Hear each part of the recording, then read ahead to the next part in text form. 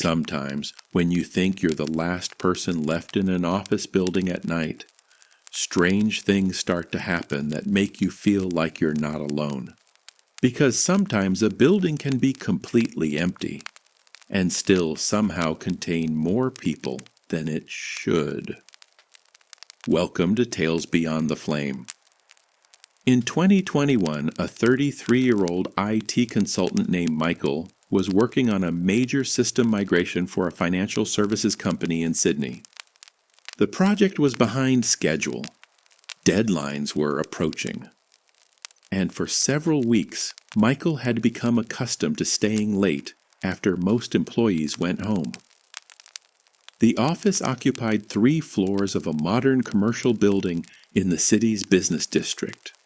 During normal business hours, the place was crowded, phones ringing, meetings taking place, people moving constantly.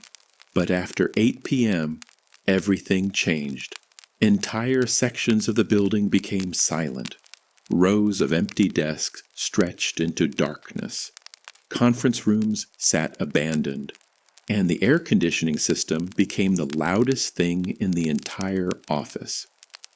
Michael actually enjoyed those hours, fewer interruptions, more productivity, more control, at least initially. One Thursday evening, he remained in the office until nearly 10 p.m. According to the building access system, he was the last employee still present. He knew this because security software displayed active access cards remaining inside the building. Only one badge remained. His. Satisfied he finally had the place to himself, Michael continued working. Around 10:20 p.m., he heard a chair move somewhere behind him. Not dramatically, just the sound of office furniture rolling slightly across carpet. Michael glanced around. Nothing. The floor appeared empty. He assumed the sound had come from another level. Large buildings often produce strange echoes after hours. A few minutes later, he heard it again, this time closer, a chair moving, then stopping. Michael stood and walked through the nearby cubicles.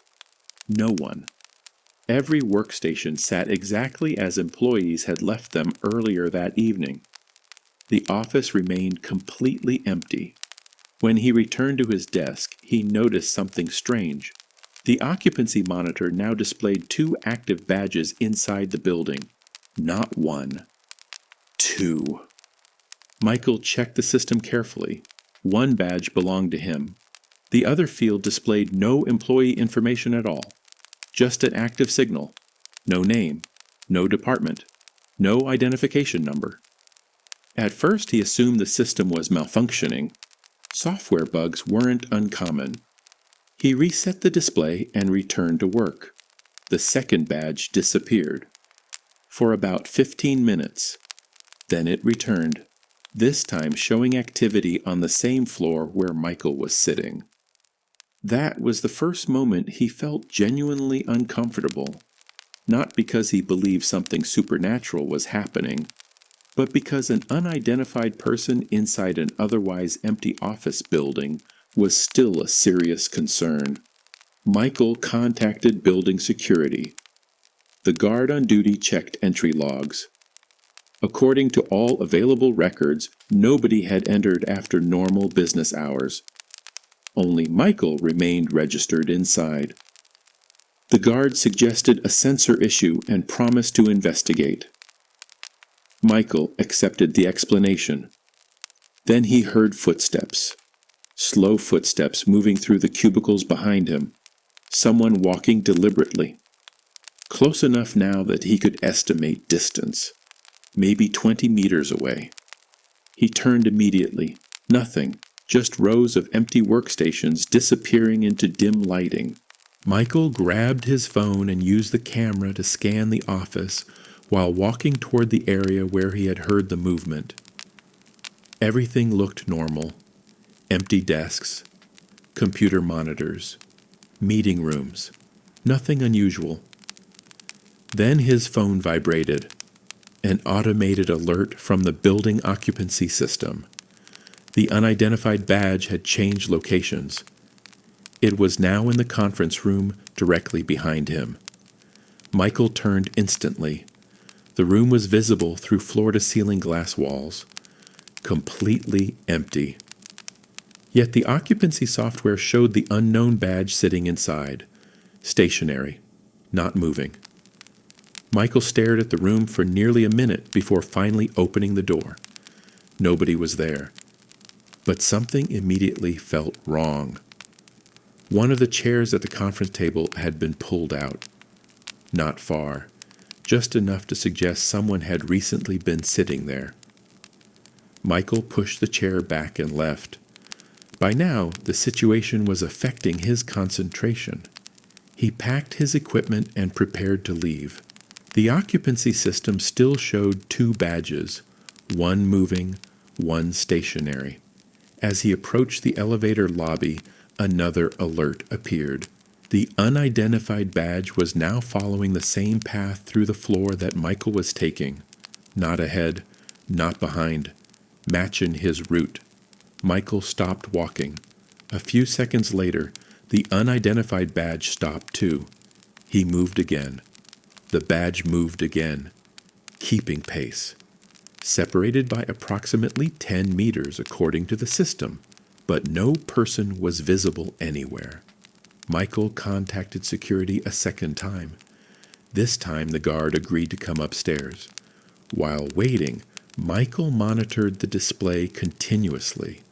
The unidentified badge continued moving, slowly, purposefully, always maintaining distance, never approaching directly, never leaving. When the security guard finally arrived, they searched the entire floor together. Nothing. No intruder. No employee. No explanation. The guard eventually suggested shutting down the system entirely. Before doing so, he accessed archived occupancy records. And that was when both men discovered something disturbing. The unidentified badge had not appeared for the first time that night. It had appeared repeatedly, always after business hours, always when only one employee remained inside the office. And according to historical logs, it had been doing so for almost 3 years. Hundreds of occurrences, every single one involving the last person left in the building. The guard printed several reports before shutting the system down. Michael left shortly afterward, but as he entered the elevator, he noticed one final detail. The occupancy monitor beside the security desk still displayed 2 active occupants. Not 1, 2. The guard saw it too. Both men stared at the screen. Then the unidentified badge moved. For the first time all night, it stopped maintaining distance. Instead, it began moving directly toward Michael's location. Fast. Much faster than before, floor by floor, approaching the elevator. The guard immediately closed the doors. The elevator began descending. Neither man spoke. Neither took their eyes off the display. Just before the doors fully shut, the occupancy count changed. Not from 2 to 1, from 2 to 3. Michael never worked late in that building again. Several months later, the company replaced the occupancy software during a major system upgrade. The unidentified badge never appeared in the new system, at least officially, but one technician involved in the migration later claimed there was a reason the old records were never transferred.